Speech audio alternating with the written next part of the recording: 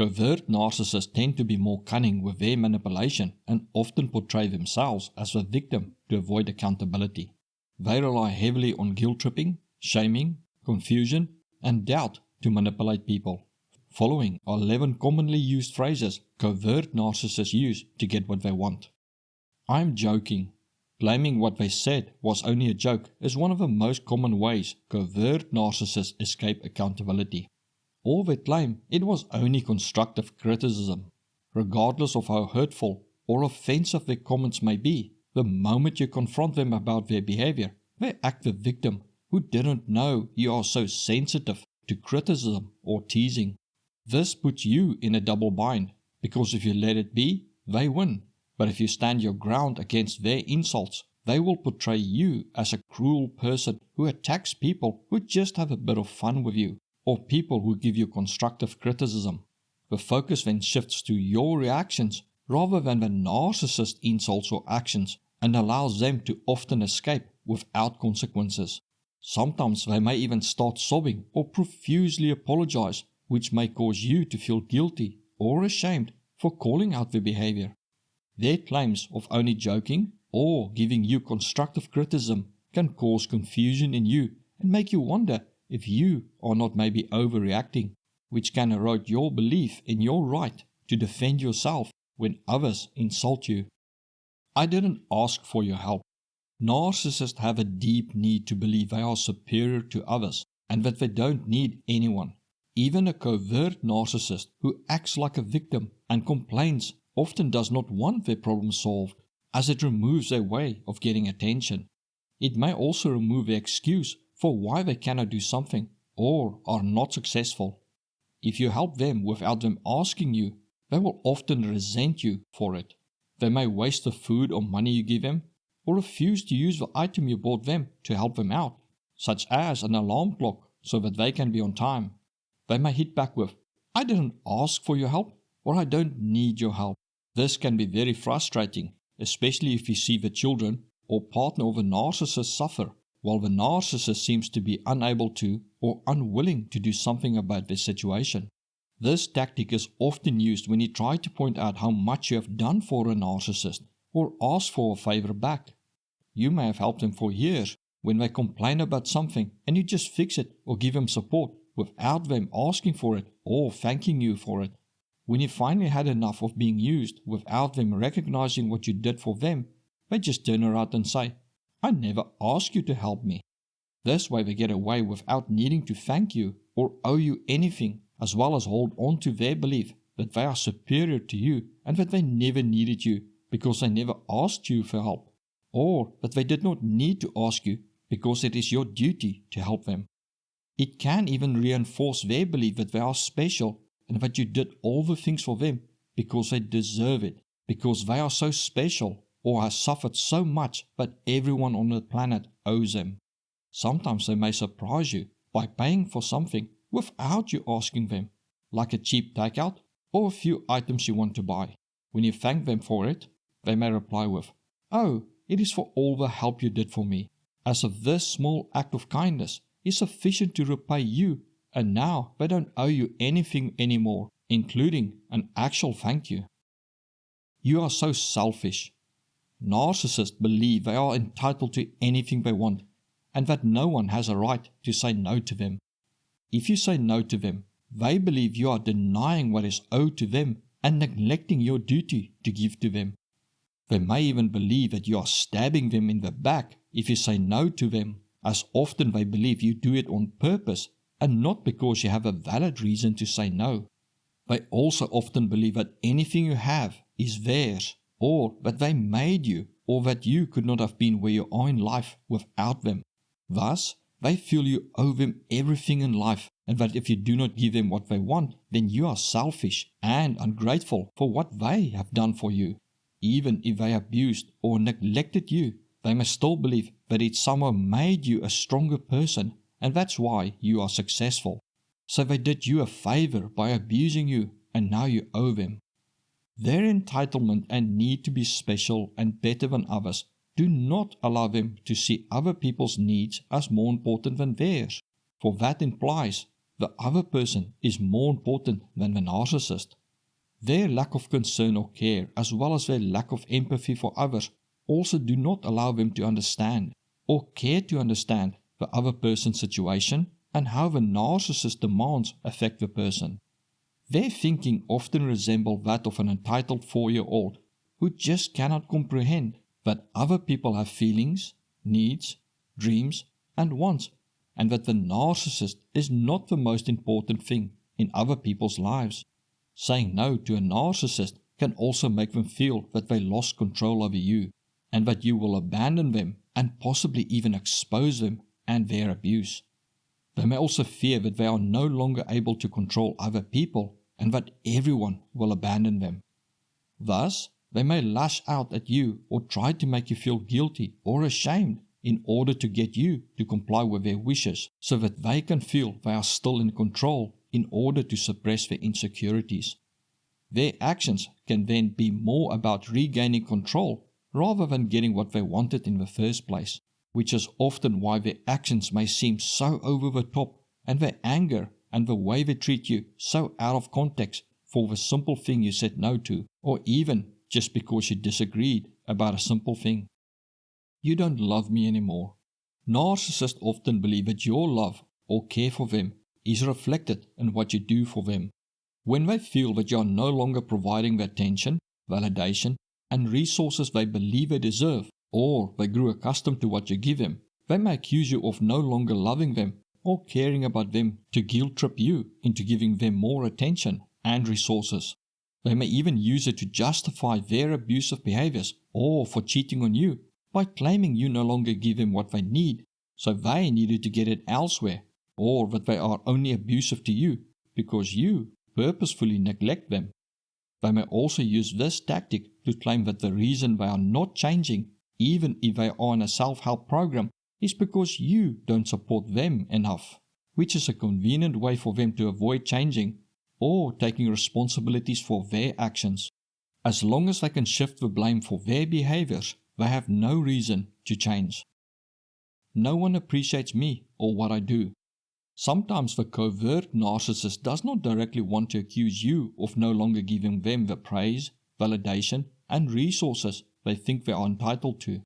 Thus, they do it indirectly by claiming no one, which includes you, appreciates them or what they do.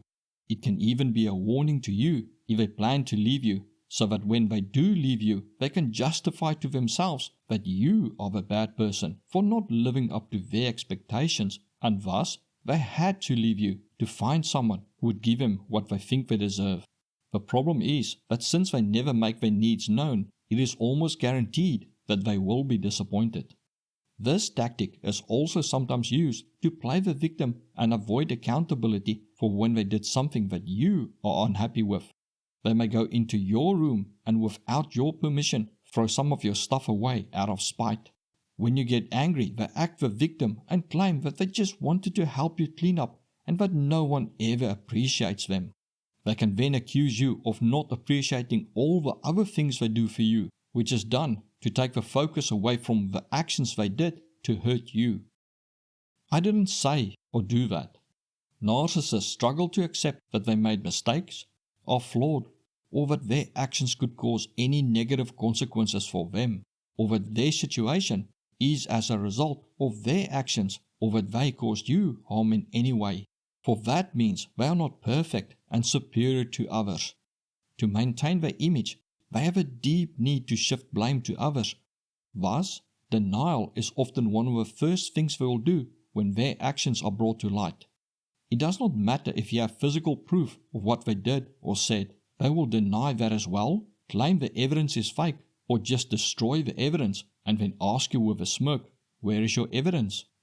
They may also shift the focus off their actions and onto you by accusing you of spying on them or being paranoid for recording them instead of owning up or addressing their behaviors. They may also start to gaslight you by not only denying what they said or did, but try to convince you of an alternative reality, such as claiming you heard them wrong, misunderstood them, or what you saw was not what you think, and then spin you a lie to get you to accept what they want you to believe. You will often find that they will go to extreme lengths to deny any wrongdoing, as their insecurities can make them fear that if people see them as flawed, that people will abandon them.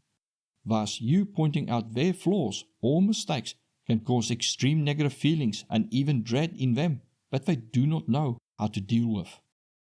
Can't you give it a rest?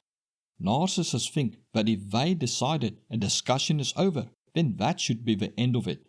If you bring the subject up again, instead of addressing your concerns, they turn around and accuse you of not being able to let something go, or you just trying to start an argument.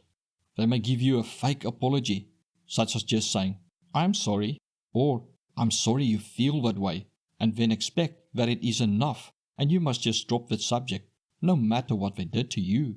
Even if they damage your property, they expect not to need to make things right with you and will often get angry when they are held accountable for their actions. By claiming you just want to start an argument, they dismiss your concerns as well as minimize the abuse you suffered as trivial, thus in essence saying that you are overreacting. Many covert narcissists will push your buttons with backhanded compliments, insults, accusations, or purposefully damaging your stuff and claiming it was an accident, and the moment you get upset, they play the victim and walk away or refuse to communicate any further. If you later want to address what they did, they may tell you, "I'm over it," as if you did something to them. And when you press the issue, they claim you just want to start a fight to shut you down. Over time, they can gaslight you into feeling ashamed or guilty for bringing up issues you have, or even that the drama in the relationship is your fault. You are insecure. Narcissists are hypocrites with double standards. They can do things that you are not allowed to do. They will often demand control over you, where they must know at all times where you are and who you are with, while they can move around freely. Frequently they claim that it is for your safety that they know every movement of yours, every second of a day. But in reality, it is their insecurities, fear of abandonment, and need for control. If you want to know where they have been, or with who, they will often call you insecure and not trusting them. Sometimes they may even flirt openly in front of you with servers or strangers, and if you say something, they claim you are insecure or jealous. They may even go on dates with people of the opposite sex and claim they are only friends with the person. Any concerns you have are then brushed aside as you being jealous and insecure. If you refuse to submit to their level of control and scrutiny over your movements, they often accuse you of having an affair and trying to hide things from them.